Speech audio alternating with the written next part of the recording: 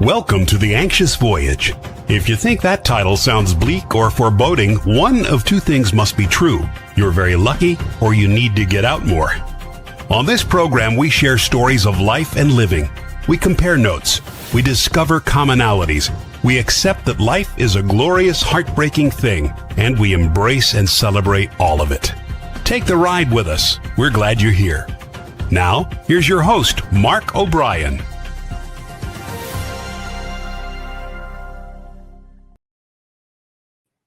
Welcome indeed. Thank you for being with us. We are, again and as always, coming to you from world headquarters in exotic Middletown, Connecticut.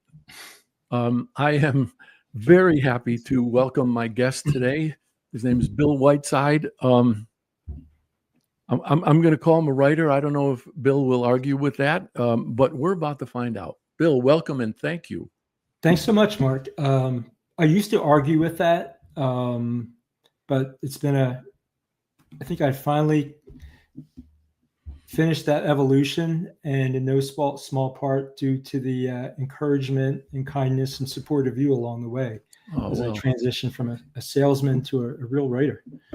Thank you. It's kind of you to say that. And so I want to ask you, well, first I want to say that you have a forthcoming book, and we're going to cover that in detail.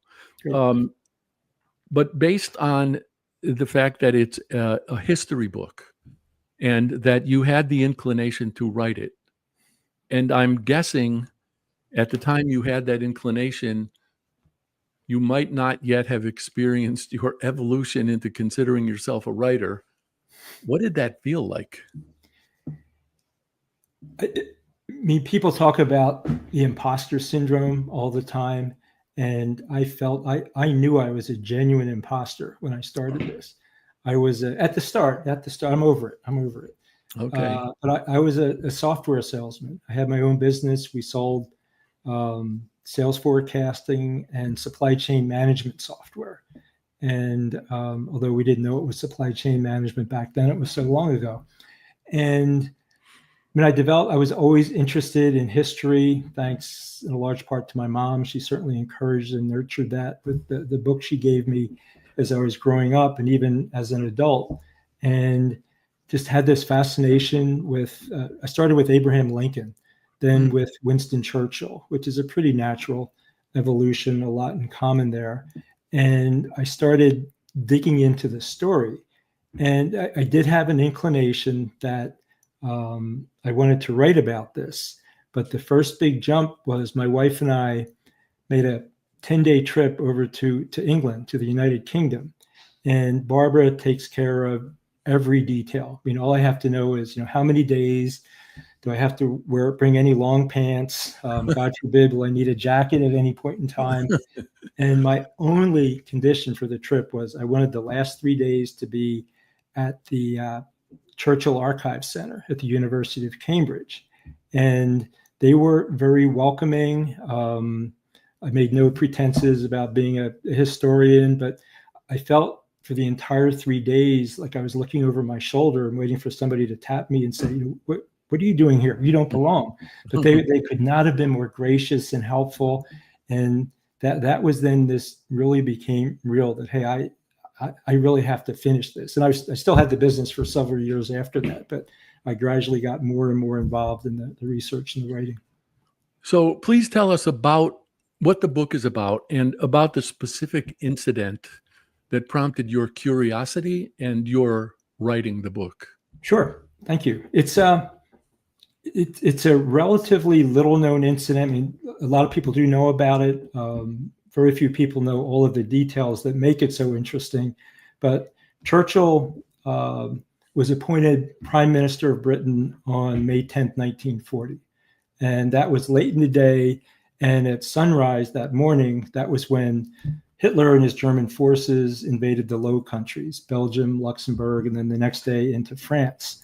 So a lot was going on at the time. And Britain and France were natural allies. They fought together. They had a firm commitment to stay in the war together. And almost all the fighting was done on French soil. And things went very bad very quickly for France. And it became clear that they could not sustain in ongoing battle. And several months before, Britain and France had signed an agreement that neither side would ask for an armistice or peace unilaterally. And the French Prime Minister, Paul Reynaud, asked Churchill for permission to break that. And at first, Churchill outright refused. Then several days later, after another ask, he gave his conditional approval, but he said only and only if France sails its fleet to British or American harbors. And the French completely disregarded that. So then they signed their armistice with Germany about 6 weeks after the invasion. And Churchill's biggest fear then was that the French Navy, especially the biggest and newest ships in the French Navy, will be pulled into the German Navy and used to subdue England, which, of course, as an island nation, was very susceptible to being choked. So he put together plans and worked with his admiralty and other men in his government for how best to subdue the fleet. And it ended up with, on July 3rd, 1940, which was 10 days after the Allies had sailed together as allies, as partners in the war, there was a squadron in a small port in the coast of Algeria, and they were confronted with some options: either surrender your fleet to the British, sail to British or American ports, or you can sink your ships within 6 hours, or we'll destroy your ships. And at the end of the day, when the French admiral refused to even negotiate in good faith, and it was just a 10-minute battle, the British fired on their friends and former allies and killed over 1,200 French sailors. And that was the big rupture between Britain and France after that. But as part of the story, almost all of the officers involved, especially below the admiral level, were just horrified at the prospect of having to fire on their former allies. So it was a really intriguing mix of personalities. So the deeper I got into it, the deeper I wanted to keep digging, and then reach the point where I want to share this story with people. And the only way to do that is to write about it. I have a book back here. I'll grab it during the break. It's called The Psychopathic God, Adolf Hitler. And it was written by a gentleman whose name I will remind myself of when I get the book, who thought that there had been historical studies of Hitler written and psychological studies of Hitler written, but none that combined the two. So my question for you is, when you were doing your research for the book, did you get a feel for the thinking of the French leadership? Did they not recognize the potential for Churchill to be right? Well, the question of right or not is another question, but nobody expected, and there were a lot of surprises in the story. One was the French certainly did not expect the British to open fire, or for Churchill to, tell his admirals that they had and captains that they had the right to fire on their former allies. So they primarily, it was one French admiral really thought that the British were bluffing and that there was no way he was going to go through with it. And there was another port where a British and a French admiral really risked insubordination by not following all of the orders that they received, and they were able to work out a compromise that spared their men from bloodshed. But it was uncharacteristic of Churchill in a number of ways. First of all, for anybody to fire on men with whom they fought, but he absolutely adored France and the French people. So he was literally in tears the night before the battle, walking with one of his ministers, Lord Beaverbrook, as they talked about what was going to happen the next day. So it was, there's very little black and white in this story or automatic decisions. And my knowledge of the story changed. My perspective on, was this right? was this person the villain? Was this person the hero? It changed multiple times in multiple ways. And as you know, as you write, you learn. Yeah. Given, and I'm in all likelihood, I'm going to simplify and maybe grossly, but given the ease with which it seems to me that Germany took France, did the French leadership not understand the likelihood Churchill perceived that their navy would be, for lack of a better term, conscripted by the Germans? They didn't see that? They didn't see that partly because the Navy was the one instrument of the French military that was undefeated. I mean, the French Air Force was the portion of it that fought, and a fairly large portion of it never went into battle, was obliterated. And I think 90,000 Frenchmen were killed within a matter of 5 or 6 weeks. So the infantry was just decimated. But it's partly a matter that there weren't many sea battles during that period, but the French Navy had a high degree of independence. They were led by an admiral of the fleet, Admiral Francois Darlan, who was an admiralissimo. He was absolutely respected by his men. They were absolutely loyal to him. And he had earlier at least suggested that he would take the fleet on his own somewhere, maybe to America, maybe to Britain. So, and one other thing too, they did not believe that Hitler would take over the fleet, but they also had firm instructions in place that if the Germans tried to take over even one French ship, they would scuttle that ship and those ships. So they would commit almost suicide to keep their ships out of German hands. And that story evolved through the course of my book. And they were to a high degree very honorable in maintaining their commitment. Did Churchill know of that commitment? And if so, why did he decide to do or think it was necessary to do what he did? He knew it, and he didn't believe it. First of all, there was a commitment from Hitler in the armistice agreement. The Germans said that they had no interest in the French fleet, and they were not going to absorb it during the course of the war. And Churchill laughed that off. I forget the exact language, but say, ask 7 different countries what's the value of that man's promises. So he didn't trust Hitler. And it wasn't so much that he didn't trust Darlan or the other French admirals. It wasn't that he didn't trust their word. He was skeptical of their ability to keep their word. And he and I mentioned Lord Beaverbrook wondered, how about if Hitler says, if you don't turn over your fleet, we'll burn Marseille today, and we'll burn Bordeaux tomorrow, and in 3 days we'll burn Paris if you don't give us our ships. So he thought that Hitler would apply brutal leverage to get the ships, which in the end he never had to do that. But I would have to say, if he had to, he almost certainly would have. He was capable of that. It was not a stretch of the imagination. Yeah. I'm going to tell you a very quick story. Please bear with me.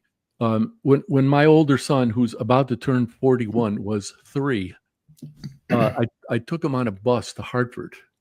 There was something going on at what was then the Hartford Civic Center, but I knew that the 2 anchor people, the sports guy and the weather guy from the local station that we watched all the time, were going to be there. So we went and we saw Santa Claus and everybody else. It was the day after Thanksgiving. So we got back on the bus. I said to him, "So, buddy, did you have fun?" And he said, "Yeah." And I said, "You got to see Paul Mayer and Joanne Nesty and the 2 other people from the station." And he said, "Yeah, that was fun. But how did they get out of the TV?" So I'm telling you that because as you were researching the story, and 2 things, if you had any preconceptions about what particular players in the story might have been like, did those change And to what extent, almost like, you see people on TV, you think you know them. Did you come to feel like you knew them to some extent, or maybe better than you thought you would? I did. And yes, my perceptions changed multiple times in multiple degrees. I mean, going into this, in my mind, Churchill was the absolute hero. In my mind, he absolutely had to have the British fire on the French fleet. And I felt like I had a blessing in having Admiral Darlan as an automatic villain. And neither case proved to be precisely true. There were nuances on both sides. There are reasons why Churchill didn't have to do everything that he did, although eventually I feel he did the right thing.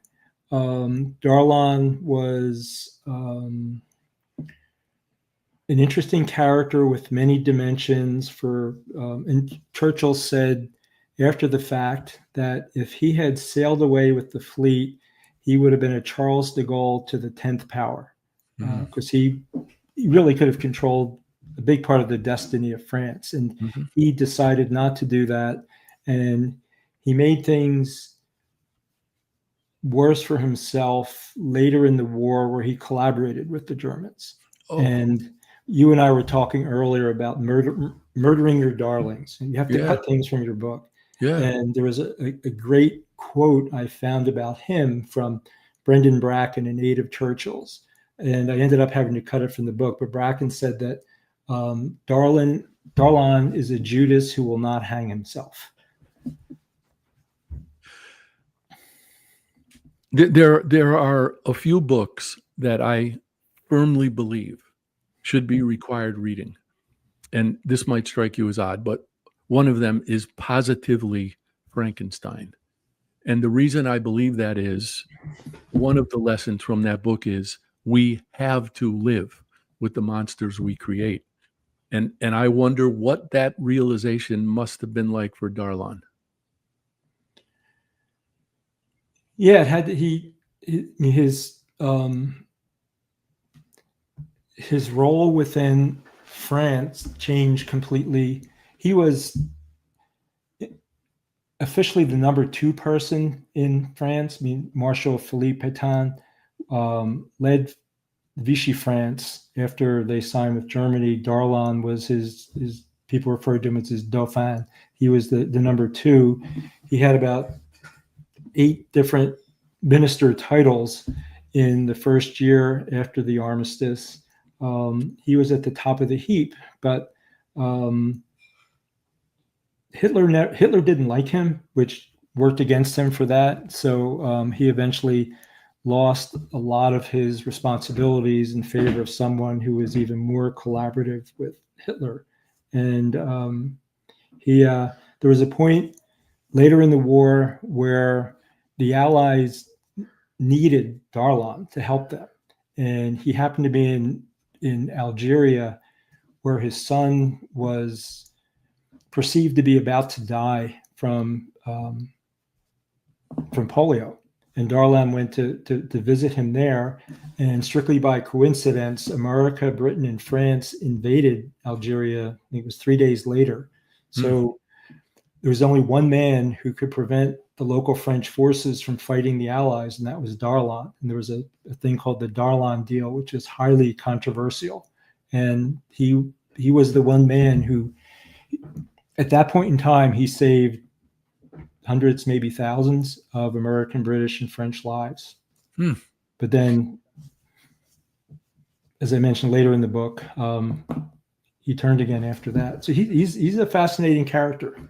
So this might get into psychology a little bit, and I'm highly unqualified for that.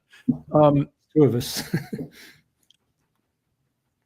What do you think would compel him to collaborate? Was it bitterness or indignation that he might have received from his own people? It was that he received from the British. He felt a strong, very deep sense of betrayal that his brothers in arms in the Navy, and Churchill in particular, who he despised after that, did not believe his word. He felt that he had given his word of honor that, number one, I'll never turn my fleet over. And number two, if we are pressured to give up our ships, we will sink our ships before Germany takes them over. So it was a deep, deep sense of betrayal. And he also saw an opportunity. He expected, too, that Britain would be conquered within 2 months after France fell. He felt that either Britain would be conquered or they would be forced to reach their own armistice agreement with Germany. So it would be foolish to give up his ships to a country that was, about to lose their portion of the war. And he also wanted to ensure that France became, I think the term he used was Germany's favored vassal state. Darlan did. Yes. And he was not alone. There were other people in the government who wanted that. So that suggests to me, well, and this starts to get really thick because I don't know what anybody, and I mean in Western Europe, I don't know what anybody's perceptions of what the United States might do or might not do. But it seems to me that in that notion of vassal state, they were pretty much resigned to the idea that Germany was going to constitute most of Western Europe. Is that fair?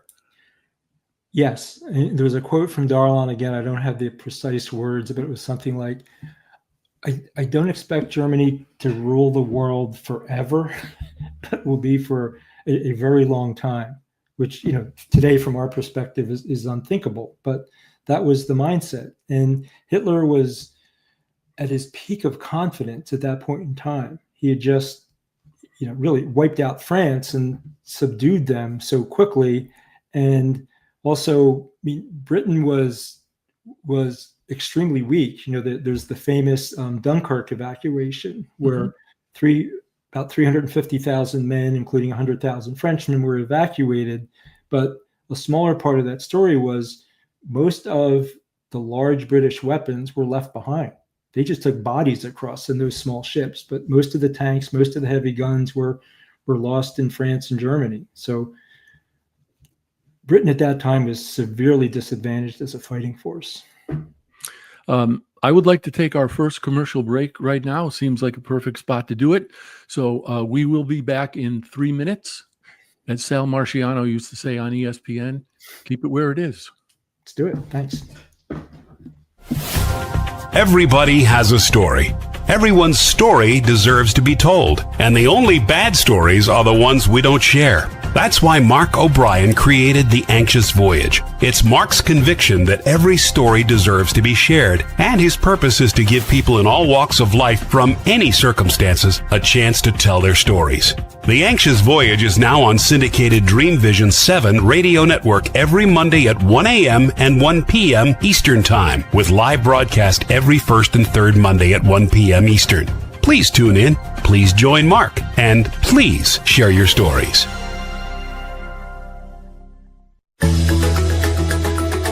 Ever wonder what it's like to have your own radio show? Well, wonder no longer, because you can dip into the radio airwaves by being host for the day on syndicated Dream Vision 7 radio network. It's a fabulous way to get your radio feet wet. It's an opportunity to market your business, modality, or book.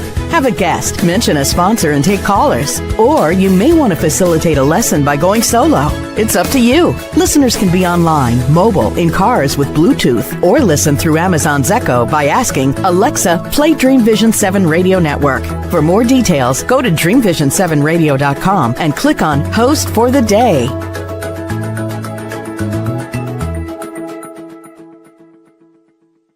You can't establish your brand's authority without a voice. That's why, since 2004, O'Brien Communications Group, OCG, has been helping companies establish their authority, find their brand's distinct voices, and position their brands effectively and persuasively. So effectively that 9 of OCG's clients have been acquired by other companies. OCG's business model emphasizes efficiency and results, not hourly billing, markups, and media commissions. That ensures ensures OCG's advice is unbiased and its clients aren't at financial risk. If you're ready to find your voice and use it to tell your story, OCG is ready to help. You can find O'Brien Communications Group on the web at o'briencg.com. That's OBRIENCG.com, or call 860-944-9022. Calling all authors. Have you been considering an audiobook? Well, look no further. Come take advantage of Dream Vision 7 Radio Network's unique in-house audiobook production, which includes benefits and bonuses from our radio station. Let our knowledgeable staff guide you to create the audiobook you've always dreamed of without breaking the bank. Check out our full one-stop service from A to Z, including the ACX process. Schedule a free consultation by calling 508-226-1723. That's 508-226-1723. Or go to dreamvision7radio.com. This is Dream Vision 7 Radio Network, uniting mankind with universal love. Our shows are created from the heart, bringing each listener to a place of divine enlightenment. Breathe, relax, and enjoy. Let life flow. Hello, everyone. Welcome back. Bill, thank you. It's good to have you. I wanted to fulfill my promise. This is the book I was telling you about, published, written by Robert G. L. Waite. I'll have to check it out. Right, 1977. And I will also tell you, since we're here, there is a fascinating story at the very beginning of this book about this painting. Was that done during Hitler's life? Yes, it was. And did he like it? It was painted by somebody named Richter, who, after he painted this, was lucky to escape with his life. Okay, that tells me if you liked it or not. I want to actually revisit a couple of things. At one point, when you were talking about your mindset going into the book, you said that you had considered Churchill to be the absolute hero. And when you said that, I wrote that phrase down because I wonder if anybody could be any such thing. And I think there were probably people maybe in the mid-30s who probably considered Hitler to be that for Germany. And I'm sure there were other historical figures you encountered in your research that had, at one point or another, been considered by someone to be an absolute hero. What bigger lessons might we take from that? I mean, absolute was a poor choice of words by me. No, I don't think it is, actually. I still believe Churchill is a hero, but like any leader, any human being, he had his flaws and faced enormously difficult decisions. But yeah, there were certainly at least one nation where I think a majority of the people considered Hitler a hero for that point in time, coming out of World War I and being subjected to the terms of the Treaty of Versailles. He had a natural platform to build on. Unfortunately, there were a lot of toxic aspects as part of that too. But yeah, there are no perfect heroes anywhere. I think it comes down to the overarching weight of good attributes versus imperfections, and how toxic the imperfections are in terms of whether someone hero. And also it recalls for me that the term you used at the very beginning about evolution. And it's fascinating, and this is a tangent to be sure, but to observe how people's motivations change. So actually that brings me to ask you a question about the British Navy. Are you familiar with a book called Bloodlands? I am Europe not. between No. Hitler and Stalin. It was written by a guy named Timothy Snyder, who's a professor of history at Yale. And according to him, what came to be known as the final solution of the, quote, Jewish question was somewhere around option number 5 or 6 for Hitler. And one of his plans, I can't remember them all, but one of them was to move European Jews to Madagascar. But he felt constrained by the fact that, in his estimation, the British Navy effectively ruled certainly the Atlantic. So I don't know if any of that appears in your book, and I'm sure you know this even better than I do. What came to be known as the final solution wasn't even meaningfully put into effect until the point at which Hitler already knew, whether he was ready to admit it or not, that he was not going to win the war. I think my sense is that started much earlier than that, but Okay. To me, the Holocaust is just too horrific and too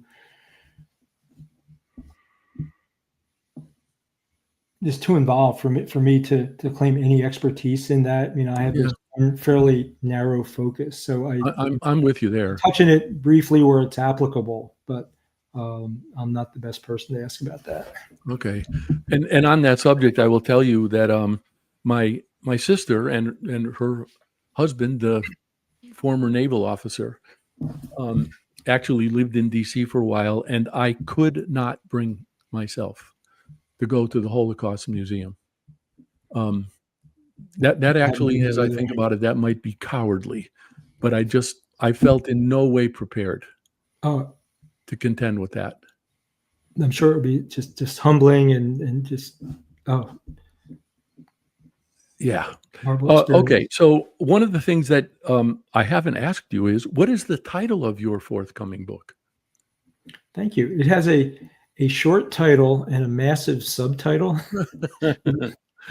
We've gone through several iterations of the title to make sure we cover everything and tell the story of the story. But the operation where the British were going to seize or destroy the French ships was called Operation Catapult, and Churchill had a real thing for virile operation names. So the title is Operation Catapult, and the subtitle is Winston Churchill and the Royal Navy's attack on the French fleet at Mers el-Kabir.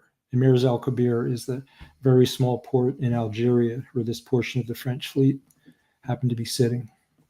So if you remember Operation Catapult, that's great. Is the designer of the cover of that book getting extra pay for having to work? So. I hope so. That's out of my hands, but yes. Work the subtitle in. Yeah, that. I don't envy them for having to do that. So I will tell you that before we came on today, I pretty much scoured the house because I read your other book, which I also want to talk about. Everybody knows a salesman can't write a book, and I couldn't find it. And then my wife reminded me that I gave it to my brother-in-law. Well, I want to say I lent it. Whether I'll ever see it again, you never get books back. No, you don't. I'll but send you another copy. Please do tell us about that, because I couldn't put it down. Thank you. And we talked. You mentioned at the beginning that in your estimation, I have been supportive of you as a writer. I learned such a great deal from you out of that book. So please tell us how that came to be. Some of the things that you translated from your research into that book, and what you might have learned about yourself as a writer. Thank you. That was such a fun book to write, and In a way, it was my second book. So I wrote and published my second book first, because it's about how I learned to research and write this new book about Winston Churchill and the clash at the beginning of the war. But it was at a point when I've always written to some degree. Even when I was a salesman, I would write to support our products, support our business, and I tried to make them as the papers and articles I wrote as interesting as possible. And I was at a point where I had this book roughly outlined, maybe some crude beginnings of the book, but I was really immersed in research and wasn't doing a lot of writing. And I'm sure you feel the same thing. You reach a point where we really enjoy writing, and I missed writing. Yeah.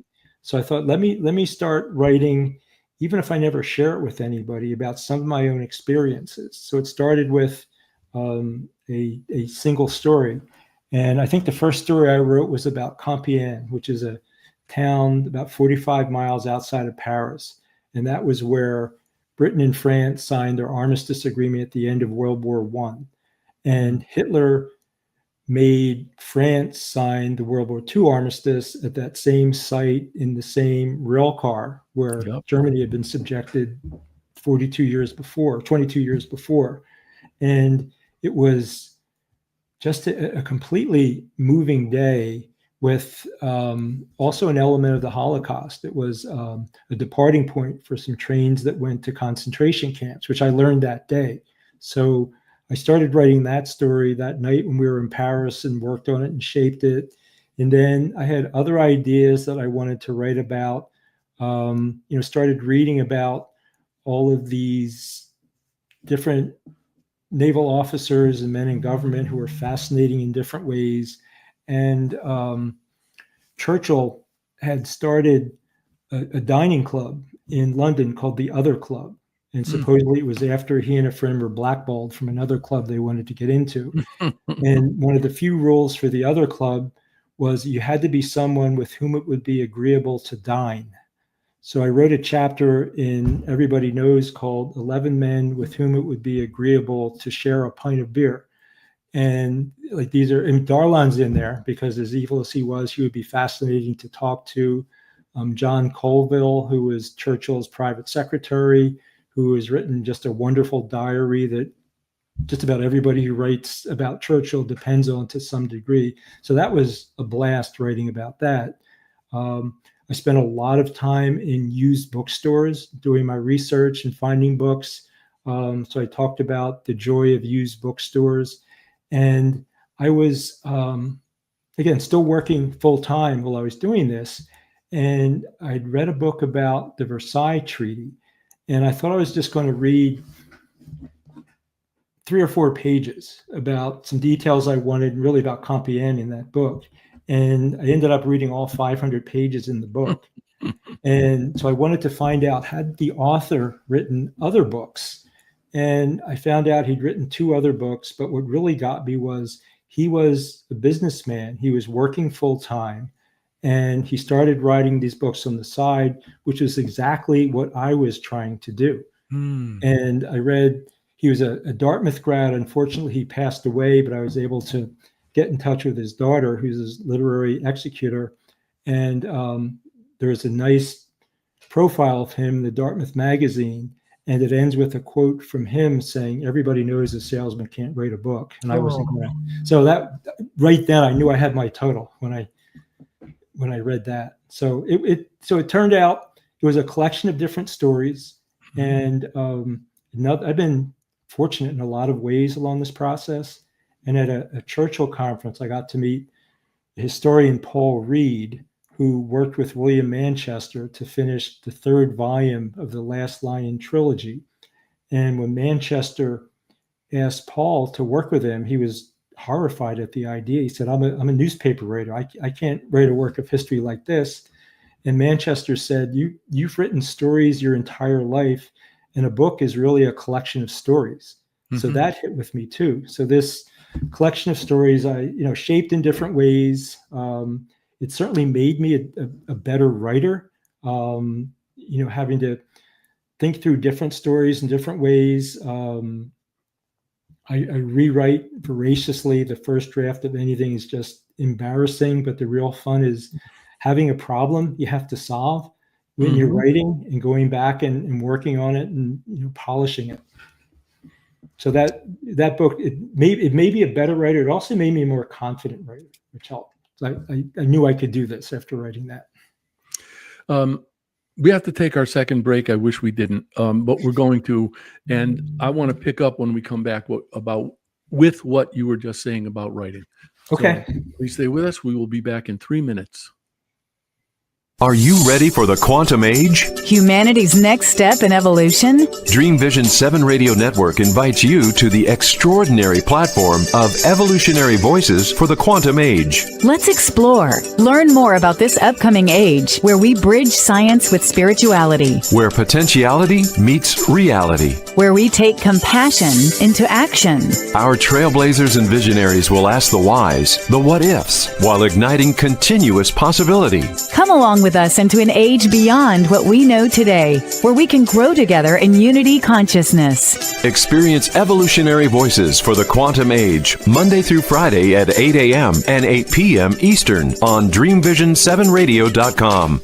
You can't establish your brand's authority without a voice. That's why, since 2004, O'Brien Communications Group, OCG, has been helping companies establish their authority, find their brand's distinct voices, and position their brands effectively and persuasively. So effectively that 9 of OCG's clients have been acquired by other companies. OCG's business model emphasizes efficiency and results, not hourly billing, markups, and media commissions. That ensures OCG's advice is unbiased and its clients aren't at financial risk. If you're ready to find your voice and use it to tell your story, OCG is ready to help.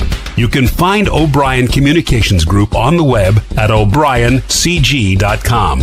That's OBRIENCG.com, or call 860-944-9022. Calling all authors. Have you been considering an audiobook? Well, look no further. Come take advantage of Dream Vision 7 Radio Network's unique in-house audiobook production, which includes benefits and bonuses from our radio station. Let our knowledgeable staff guide you to create the audiobook you've always dreamed of without breaking the bank. Check out our full one-stop service from A to Z, including the ACX process. Schedule a free consultation by calling 508-226-1723. That's 508-226-1723. Or go to DreamVision7Radio.com. Everybody has a story. Everyone's story deserves to be told, and the only bad stories are the ones we don't share. That's why Mark O'Brien created The Anxious Voyage. It's Mark's conviction that every story deserves to be shared, and his purpose is to give people in all walks of life from any circumstances a chance to tell their stories. The Anxious Voyage is now on syndicated Dream Vision 7 Radio Network every Monday at 1 a.m. and 1 p.m. Eastern Time, with live broadcast every first and third Monday at 1 p.m. Eastern. Please tune in, please join Mark, and please share your stories. This is Dream Vision 7 Radio Network, uniting mankind with universal love. Our shows are created from the heart, bringing each listener to a place of divine enlightenment. Breathe, relax, and enjoy. Let life flow. Welcome back, everyone. Bill, thank you for staying with me. Thanks, Mark. You may be aware, I don't know, that I'm not somebody who accepts it when somebody else tells me they can't write. I just don't buy that, because I believe if you think and you can talk, you can write. But I also understand why, at least initially, some people think they can't write. So I want to share two things with you. Sure. As the late blooming college student I was, I'm going to say probably somewhere around the age of 30, at Trinity College in Hartford, I was asked to be an assistant for the freshman composition class. And that was traditionally assigned to the low man on the totem pole in the English department, who that year happened to be a brilliant man named David Langston, whose PhD was in intellectual history. I think probably for the first 2 weeks or so I was ever around the guy, I just kept my mouth shut because I was afraid the only thing I could do in that man's presence was flaunt my ignorance. But he turned out to be just a really good guy. And he said something to that composition class that probably took about 20 years to sink in for me. And what he said was, you can't learn to write. You can only learn to rewrite. And I'm saying that because of what your reaction to your first draft. And also, one of the guitar players that I admire tremendously is a guy named Robin Ford. For sure. Okay. I know him. I know his work. Somebody asked him, where's the best place to learn to play guitar? And he said, on the bandstand, which is correct. And also, it seems to me, remarkably courageous. And I will also tell you that most of the writers that I know refer to their first output as the shitty first draft. So that's pretty universal. I agree. Yeah. So I wanted to take a little bit of issue with your calling your first draft embarrassing, because I think it was probably no such thing. And I think I need to invoke your use of the word evolution again, because I think the refining of a manuscript is absolutely a process of evolution. And I think writing generally is a matter of evolution, because I now consider some of the things that I wrote earlier, at least on a relative scale, to be inferior. But that's not as harsh a judgment as it might sound, because I recognize that I've evolved. I'd love to say I've grown as a writer. Have you acknowledged that about yourself? Have you given yourself, I don't know if I should say points or grace for that? Oh, I have. Yeah. I mean, there's a piece I wrote years ago, was personal about our family. And I at the time, I wanted to make sure I finished it so my father could read it before he turned 50. I was afraid my father was going to die before he turned 50. And he hung on till he was 92, 93. So yes. And I thought it was great at the time. And there's a friend from college who I mentioned in there, and every once in a while I'm tempted to share it with him.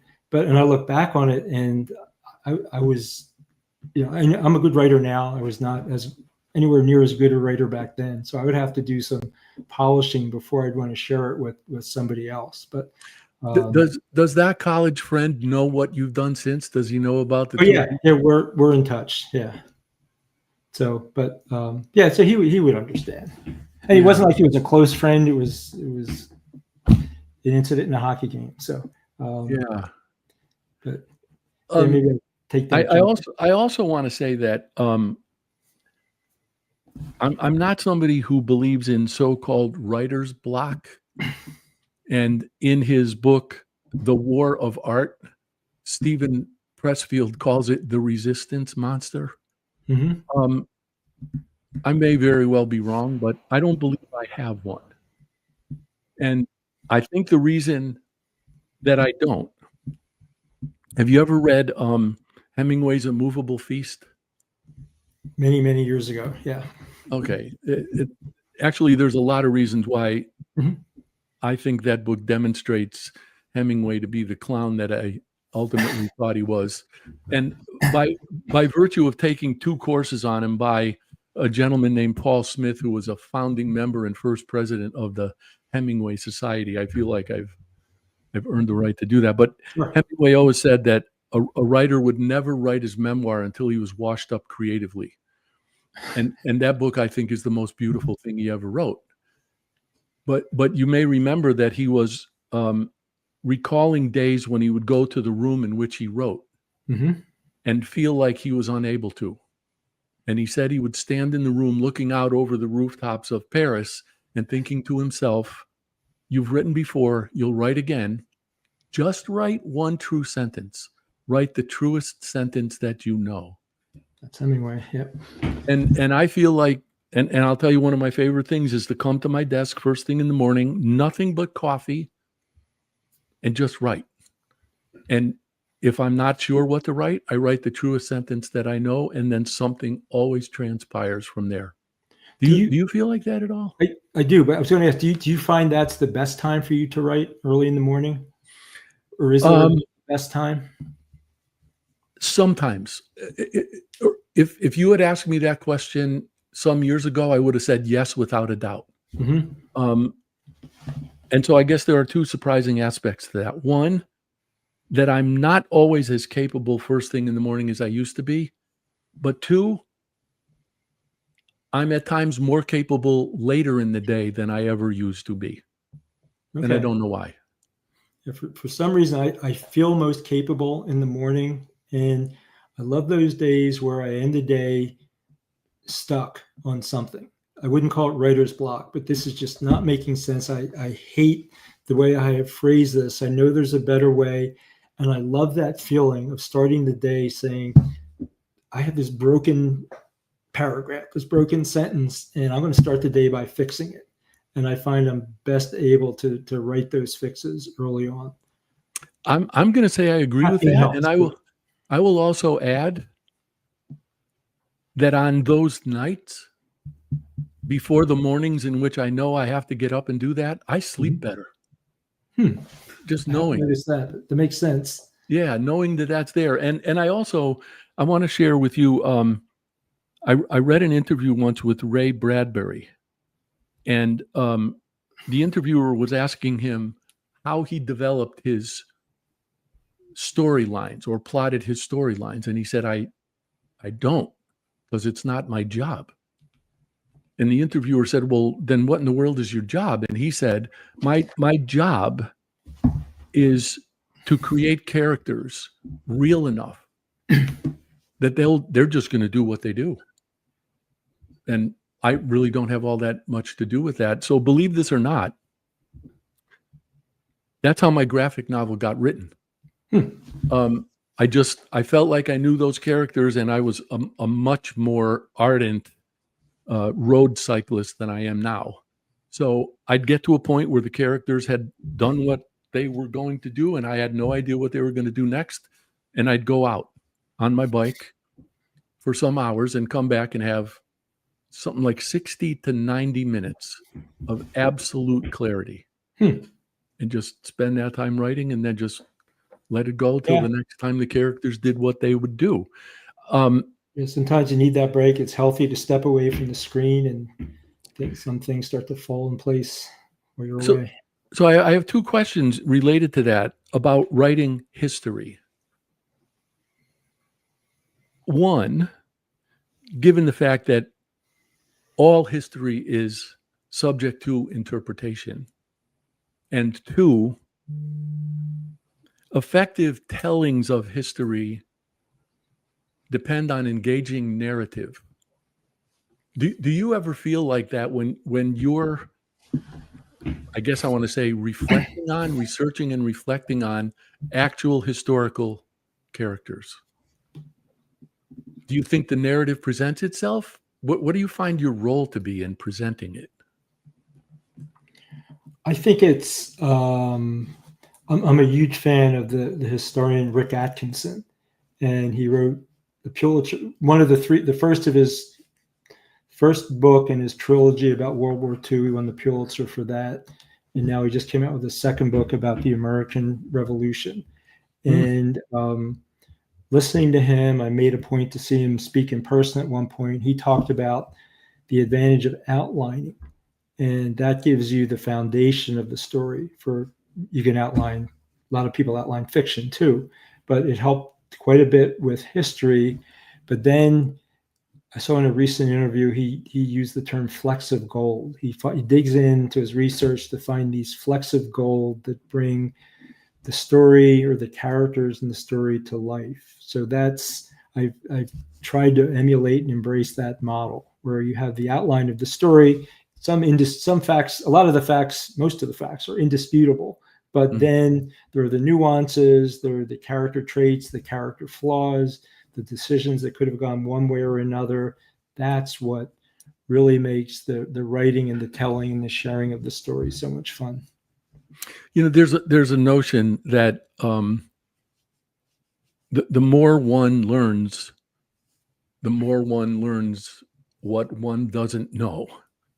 So I wonder, in writing history, do you ever come across a moment when you think, I'm going to have to draw a line somewhere, because otherwise I just could keep digging and digging and digging. And how do you do it?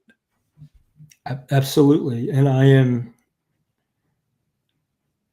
undisciplined at times in terms of not drawing that line and going down into the rat's nest and finding all these different strands and strings of history that are probably accurate and without a doubt fascinating, but they have no bearing at all on the project, the book that I'm working on. So I have to, almost slap myself and stop. You really have to focus on what you're here to do. I'm going to ask you another question. It may actually be the last one before we tell people how to get a hold of you. You mentioned before we went on the air that in word count, your manuscript is somewhere about 50% of what the initial manuscript had been? Maybe 60%. Yes. Yes. Okay. Do you think, or have your editors ever expressed to you their gratitude for the fact that you wrote, I don't know how else to express this, but wrote maybe more than you needed to, rather than having left things incomplete that you really should have filled in? Nobody's shown any gratitude for that. It was more that, hey, you were aware enough and use the term humble enough to accept that, hey, that's not what people want to read, that it might be an interesting fact to you, but it does nothing for the book. My favorite unnecessary fact and irrelevant fact is that the Swiss Army has no generals except during a world war. Wow. And I live for facts like that, but that does nothing for my book.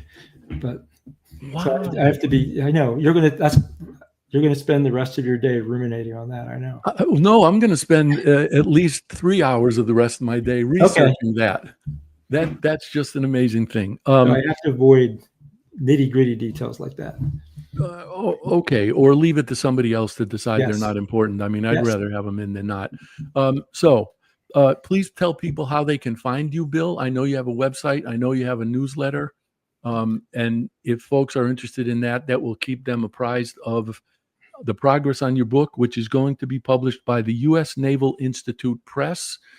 And you're hoping late this year, perhaps early next year. Yes. I mean, the best place is my website you mentioned, which is perfectlytruestory.com. So it's 3 words compiled together, perfectlytruestory.com. I have a newsletter archived there. So people are interested, like, can this guy really write? Back issues of the newsletter are there. There's some other writings. There's going to be, it's more and more information, like the cover and the publication date come through on the book. I'll be updating information on LinkedIn, but also pointing people to the perfectlytruestory.com website for information. So thank you for mentioning that. Okay, you're welcome. And for people who do visit the website, they can subscribe to your newsletter. Yes. Yep. There's a sign-in block there. It's, obviously no cost. Try to publish it the first Monday of every month. You can unsubscribe at any time, but it's my job to keep you interested and keep it varied, not just focused on one channel. So it's something about Churchill, something about writing next month, something about an encounter in France this last month. So try to keep it interesting as we go from month to month. Bill, thank you. I'm so glad you were here with me today, my friend. And I'm going to reserve the right to ask you to come back again when you're working on your next book. Oh, I would love that. Thank you. Okay. Do you All right, know? I've enjoyed this. Thank you for having me on. All right, you're very welcome. And to everybody who was good enough to join us today, thank you for doing Yes. so. Thank See you you. in 2 weeks. Take care. Thanks again, Mark. Bye-bye. Bye. Thank you for tuning into The Anxious Voyage, the program dedicated to sharing stories, helping people, and celebrating life. You can see and listen to The Anxious Voyage on syndicated Dream Vision 7 radio network every Monday at 1 a.m. and 1 p.m. Eastern Time, with live broadcast every first and third Monday at 1 p.m. Eastern. If you have a story to tell, or if you know someone who does, please email the host, Mark O'Brien, at mark@o'briencg.com. In the meantime, please remember, the only bad stories are the ones we don't share.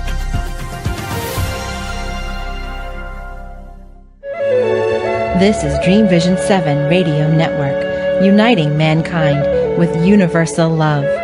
Our shows are created from the heart, bringing each listener to a place of divine enlightenment. Breathe, relax, and enjoy. Let life flow.